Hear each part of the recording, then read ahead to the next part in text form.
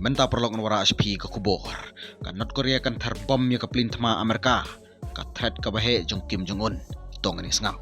Bitar kan North Korea hadien bebuk ke Amerika ke pelintama B-1B strategic bomber South Korea. Ka Amerika ka phai ke pelintama strategic bomber haga joint military drill berang Shen ber ke South Korea. Kat kum naga defense ministry jong ke South Korea. Ya ke pelintama US B-1B labu rengkat lang bergijet yakun. Kan North Korea ka wadaw ya ke jinglek ke Amerika. Kum kawai ke open threat syaka security jong North Korea.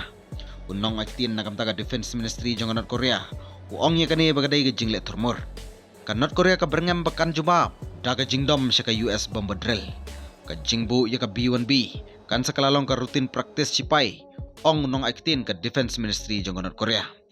Takrang ka North Korea ka Amerika baka South Korea daga ba ong kumni. Ka kam sipai jong ka Amerika ka barang Shen baka South Korea. Kadai ka open threat syaka security jong kari jongi.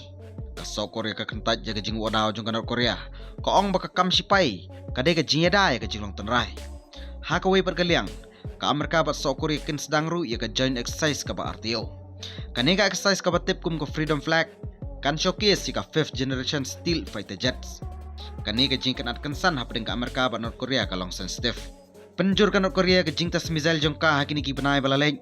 Kum ka benta ka jing thumu ban penklan bu nuklear jong Kim Jong Un nakam da ka ri jong U. Hamar bakat jo ka North Korea ka kener jing rap tir thama bat sipai syaka thama barang ya jong Rusia Ukraine. Kam baka North Korea ka supply ki tir thama bat pha sipai ban kershan ni ki operation ka Rusia.